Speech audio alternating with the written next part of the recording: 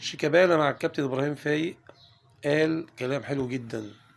قال يا جماعة في بداية الحوار، قال هو بيحترم الجميع، وقال إن هو يتمنى إن إيرادات ماتش السوبر بين الأهلي والزمالك تروح لإخواتنا في غزة، ودي حاجة تعتبر جميلة جدا. شابوه لشيكابالا.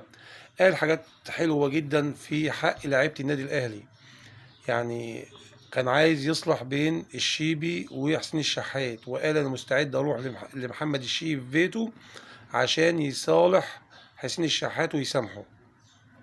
وبناء عليه كابتن حسين الشحات رده وقال له متشكر ليك جدا يا شيكابالا. الحلقه بتاعت كابتن شيكابالا مع ابراهيم فايق ديت حققت اكتر من 35 مليون مشاهده. 35 مليون مشاهده، ودي تعتبر نسبه عاليه جدا في البث الفضائي، يعني حاجه يعني يعتبر هو الوحيد اللي كان يعني البرنامج بتاعه بيتشاف في الوقت ده. يعني اعتقد ان يعني مفيش حد كان بيتفرج على برامج تانية الا البرنامج بتاع كابتن ابراهيم فايق مع شيكابالا. كابتن شيكابالا قال ان سبب الخلاف بينه وبين الاهلي او جمهور الاهلي هو الاعلام هو اللي بيحاول يعني يزود في الكلام ويقول كلام هو ما قالهوش. ده بالنسبه لكابتن شيكابالا هو اللي بيقول الكلام ده وبيبرر لنفسه. كابتن شيكابالا قال لمصطفى شوبير ان هو ما يطلعش اعاره ويفضل لغايه ما ياخد فرصته. والى الان كلام شيكابالا بيتحقق، ومصطفى شوبير يعتبر رقم واحد في النادي الاهلي حاليا. فيجب على كل جمهور النادي الاهلي الاعتذار للكابتن شيكابالا.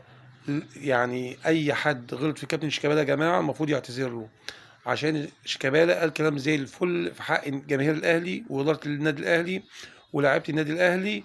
وقال ان ده يعتبر اخر موسم بالنسبه له، الموسم القادم دوت، وهيعتزل خلاص، وبيتمنى التوفيق للجميع. مليون مبروك لحلقه كابتن ابراهيم فايق. مليون مبروك لكابتن ابراهيم فايق.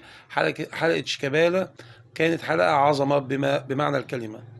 حلقة شيكابالا كانت تعتبر واخدة يعني أكتر نسبة بث فضائي وأكتر نسبة مشاهدة على مستوى القنوات كلها. مليون مبروك لكابتن إبراهيم فايق، حلقة جميلة جدا، ولكابتن محمود شيكابالا.